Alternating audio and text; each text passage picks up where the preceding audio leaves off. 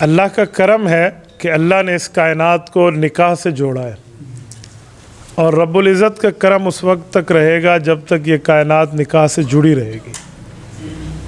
یہ کائنات شروع ہوئی ہے حضرت آدم اور اماں حوا علیہ السلام کے نکاح سے، اور یہ کائنات ختم ہوگی اس وقت جب حضور علیہ السلام نے فرمایا اس دھرتی پہ کوئی مسلمان نہیں رہے گا، حتیٰ یقال فی الارض اللہ اللہ۔ پتہ چلا جب مسلمان نہیں ہوں گے تو نکاح نہیں ہوگا، اور جب نکاح نہیں ہوگا تو کائنات ختم ہو جائے گی۔ یعنی کائنات کا وجود جو ہے وہ وجود نکاح سے ہے۔ نمبر 2، نکاح اتنی مبارک تقریب ہے جو اللہ پاک نے عرش پر منعقد فرمائی ہے، اور جس شخص کا نکاح ہے وہ شیطان سے محفوظ ہے، اور جو نکاح سے دور ہے عام طور پہ وہ شیطان کا دوست ہے۔ نکاح کی کوئی خاص عمر متعین نہیں ہے، بلوغ کے بعد نکاح کر لینا چاہیے، اور اولاد کا نکاح کرانا یہ ماں باپ کی ذمہ داری ہے۔ اگر کوئی بچہ گناہ کر لے اور ماں باپ کو پتہ ہو تو کل قیامت میں ماں باپ اس کے ذمہ دار ہیں کہ یہ نکاح نہیں کرا رہے۔ ماں باپ کے 3 حق ہیں۔ نمبر 1، اچھا نام رکھنا، اچھی جگہ تعلیم دینا، اور اچھی جگہ شادی کرنا۔ ہاں کوئی عذر ہے، کوئی وجہ ہے، پھر اور بات ہے، ورنہ سب کچھ ہونے کے باوجود نکاح میں دیر نہ کریں۔ حضور پاک علیہ الصلوۃ والسلام نے فرمایا 3 چیزوں میں جلدی کرو، دیر نہ کرنا۔ نمبر 1، جب نماز کا وقت ہو۔ کیا مطلب؟ اول وقت میں پڑھ لو؟ جی نہیں، مراد ہے نماز قضا ہونے سے پہلے پہلے۔ نمبر 2، جس وقت جنازہ تیار ہو جائے، پھر لیٹ نہ کرو۔ نمبر 3، جس وقت بے نکاحی عورت کے جوڑ کا خامد مل جائے، لیٹ نہ کرو۔ تو نکاح کے اندر برکتیں ہیں، شفقتیں ہیں، رب العزت کی رحمت دے۔ وَيَسْتَغْفِرُونَ لِمَنْ فِي الْأَرْضِ، قرآن کریم میں آسمان کے فرشتے زمین والوں کے لیے استغفار کرتے ہیں، ان میں ایک وجہ یہی بھی ہے کہ وہ جو شادی کرتے ہیں اور نکاح کرتے ہیں۔ ایک جملہ ذہن میں رکھیں، نکاح ایسی بابرکت تقریب ہے کہ حضرت عیسیٰ علیہ السلام جب زمین پر تشریف لائیں گے نا آسمان سے، اس کی وجہ جہاد بھی ہے، اس کی وجہ تبلیغ بھی ہے، اس کی وجہ امت کی قیادت بھی ہے، لیکن اس کی ایک وجہ حضرت عیسیٰ علیہ السلام کی شادی بھی ہے۔ حضرت عیسیٰ علیہ السلام کی شادی نہیں ہے جب آسمان پہ تشریف لے گئے تھے، حدیث پاک میں یتزوج ویولد ویدفن معیا، حضرت عیسیٰ علیہ السلام زمین پہ تشریف لائیں گے، بنو کلب میں ان کی شادی ہوگی، پھر ان کی اولاد ہوگی، پھر وہ حضور علیہ السلام کے روضہ اقدس میں دفن ہوں گے۔ تو ایک وجہ شادی بھی ہے۔ خود اندازہ لگائیں شادی کتنی مبارک چیز ہے۔ شادی اسلام میں 6 چیزوں کا نام ہے، 7ویں چیز شادی میں نہیں ہے۔ اس میں 2 فرض ہیں، 1 واجب ہے، 3 سنت ہیں۔ جو 2 فرض ہیں وہ ایجاب اور قبول، اور 2 مسلمان گواہ۔ ایجاب قبول کہتے ہیں آفر اور ایکسیپٹ کو، بچی دیجیے جی ہم نے لی ہے، یہ آفر ایکسیپٹ ایجاب قبول ہے، اس کے بغیر نکاح نہیں ہوتا، یہ پہلا فرض ہے۔ نکاح کا دوسرا فرض کم از کم 2 مسلمان گواہ ہوں، کیونکہ نکاح اور گناہ میں یہی فرق ہے کہ وہ خفیہ ہے اور یہ اعلانیہ ہے، تو اعلانیہ کی حد کم از کم 2 مسلمان گواہ، اس کے بغیر بھی نکاح نہیں ہوتا۔ جو ایک واجب ہے وہ حق مہر ہے۔ سورۃ نمبر 33 سورۃ احزاب پارہ نمبر 22، قد علمنا ما فرضنا علیہم فی ازواجہم، اللہ نے حق مہر کو واجب کیا ہے۔ حق مہر کم از کم کتنا ہے؟ حدیث پاک میں اللہ کے رسول نے اس کو متعین فرمایا۔ حضرت جابر کی روایت فرمایا لا مہر لاقل من 10 دراہم، کم از کم 10 درہم ہے۔ حضور علیہ السلام کے دور کے 10 درہم آج کے پاکستان کے حساب سے 5000 روپے بنتے ہیں، اس سے زیادہ ہونا چاہیے، اس سے کم نہ ہو۔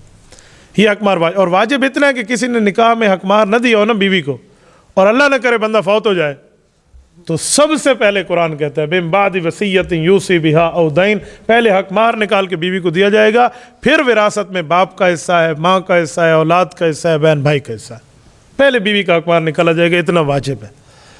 اچھا، آج کل لوگ بیویوں کو حق مہر معاف کراتے ہیں، معاف ایسے نہیں ہوتا جو لوگ کراتے ہیں معاف کر دو جی معاف کر دو، نہ اس کو پتہ آتا ہے نہ میرا کتنا حق ہے، نہ اس نے اسے دیا ہے۔ لیں، پکڑیں، اپنے ہاتھ میں رکھیں اور اس کو جا کر بتائیں سیاہ سفید کی تو مالک ہے، تیرا حق ہے، مجھے دے تیری مرضی، کالے چور کو دے تیری مرضی۔ یوں اگر وہ معاف کر دے تو معاف ہوتا ہے، واپس کر دے، ورنہ معاف نہیں ہوتا۔ یہ زبانی کلامی۔ ایک بندہ مجھے کہنے لگا اگر ہم یوں جا کر دیں تو وہ کملیہ جو ولا لے سی، تو میں نے کہا پھر نہ معاف کرائے نا، پھر ان کو دے دیں، تو اسلام دینے کی بات کرتا ہے۔ اچھا، یہ واجب ہے۔ 3 سنتیں ہیں۔ نمبر 1 سنت، رسول اللہ صلی اللہ علیہ وسلم خطبہ نکاح پڑھتے تھے کھڑے ہو کر، یہ خطبہ نکاح سنت ہے۔ خطبہ نکاح کے بغیر بھی نکاح ہو جاتا ہے، لیکن مسنون طریقہ خطبے کا ہے۔ نمبر 2 سنت، حضور علیہ السلام کے سامنے چھوارے مبارک ہوتے تھے، حضور علیہ السلام چھوارے اٹھا کر آرام آرام سے لوگوں کے اوپر پھینک دیتے، یہ خوشی کا اظہار تھا، آرام سے پھینکے، یہ نہ ہو کہ کہیں دے آنکھیں بگاوے بندہ، تو یہ بھی سنت ہے۔ نمبر 3 دعوت ولیمہ سنت ہے، اور دعوت ولیمہ میں 2 باتیں ذہن میں رکھیں، ہمارے اندر دونوں کمی پائی جاتی ہے۔ نمبر 1 ہم ولیمہ اسی دن کرتے ہیں جس دن شادی ہے، شام کو ولیمہ ہے. یہ ولیمہ نہیں ہے، شب زفاف کے بعد ولیمہ سنت ہے، ایک رات گزرنے کے بعد. ٹھیک ہے، رخصتی کے بعد ولیمہ سنت ہے، پہلے ولیمہ نہیں ہے، وہ ایسے اللہ کے نام کی خیرات ہے. نمبر 2، ولیمے میں ایک کمی ہم کرتے ہیں، ہم غریبوں کو نہیں بلاتے، امیروں کو بلاتے ہیں. ہم کارڈ ایشو کرتے ہیں، انٹری پاس. حضور پاک صلی اللہ علیہ وسلم کی حدیث مشکات جلد نمبر 2 میں ہے. میں یہ جب پڑھتا ہوں حدیث میں ہل جاتا ہوں کہ ہمارا عمل اس کے خلاف ہے. اللہ کے رسول نے فرمایا خیر الولیمہ ایک شر الولیمہ ہے. فرمایا خیر الولیمہ یہ ہے جس میں غریب آ سکیں، شر الولیمہ وہ ہے جس میں غریبوں کو روکا جائے. آج ہم شر الولیمہ میں بیٹھے ہوئے ہیں. انٹری پاس ہے نہیں ہے، چل جول بھائی ہم بھگا دے. ہمارے ماں باپ کی شادیاں چل گئی ہیں، کیوں؟ وہ خیر الولیمہ تھے، گلیوں میں ہوتے تھے، کوئی فقیر راہ گزرتا بیٹھ جاتا تھا، کوئی روک ٹوک نہیں ہوتی تھی. اور آج شادیاں نہیں میری دعا ہے اللہ ہر کسی کا گھر بسائے، لیکن جو آج حالات ہیں نا ان میں ایک وجہ یہ شر الولیمے بھی ہے. میری اپنی ذاتی ترتیب ہے، آپ کہیں گے پتہ نہیں حال والوں کا مخالف ہے، میں حالوں میں ولیموں میں نہیں جاتا. یہ خیر الولیمے ہیں ہی نہیں. یہ انٹری پاس ہو تو ٹھیک ہے، نہیں جول میرا بھائی، یہ بات غلط ہے.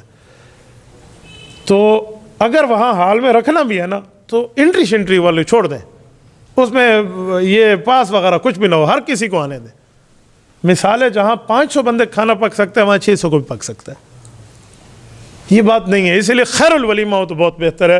یہ 6 چیزیں ہیں. 7ویں چیز نکاح میں ہے ہی نہیں، اور ہم نے مایوں ہے، آگا ہے، پتہ نہیں ہے، مہندی ہے، مہندی ہے، یہ سارے مصیبتیں ہندوانہ رسم ہمارے گلے میں پڑے ہیں، یہ شریعت میں نہیں.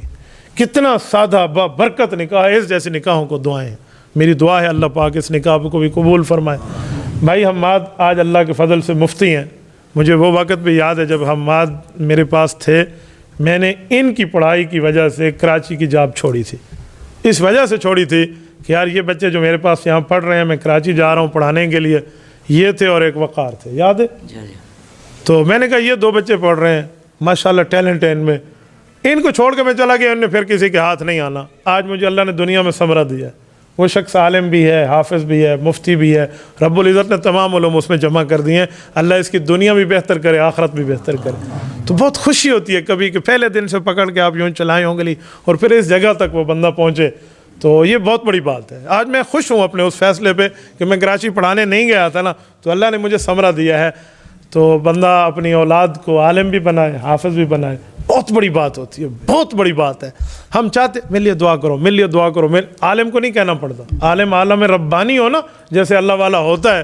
حدیث پاک میں ہے وَإِنَّ الْحِيتَانَ تُسْتَغْفِرُ لَهُ فِي جَوْفِ الْمَاءِ، فرمایا پانی کے اندر مچھلیاں اس کے لیے خود بخود دعا کرتی ہیں.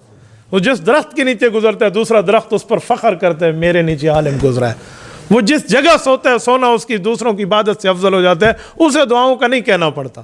تو اس سے سبق ملتا ہے. ہم اپنی اولادوں کو علم دین کی طرف متوجہ کریں. کالج یونیورسٹی پڑھائیں، ہم نے پڑھا ہے، پڑھانا چاہیے، کوئی منع نہیں ہے، لیکن انگریزی تہذیب نہ اپنائیں. یہ کاف پا کے ہی کالج پڑھا نہیں سکتے، گٹے کلوچی ستر رکھ کے ہی کالج پڑھ سکتے ہیں. تو بس یہ ہے کہ بندہ انگریزی تہذیب نہ اپنائے. کالج یونیورسٹی کا نہیں مسئلہ، لیکن اصل اسلامی تعلیم ہے یہ بھی کریں.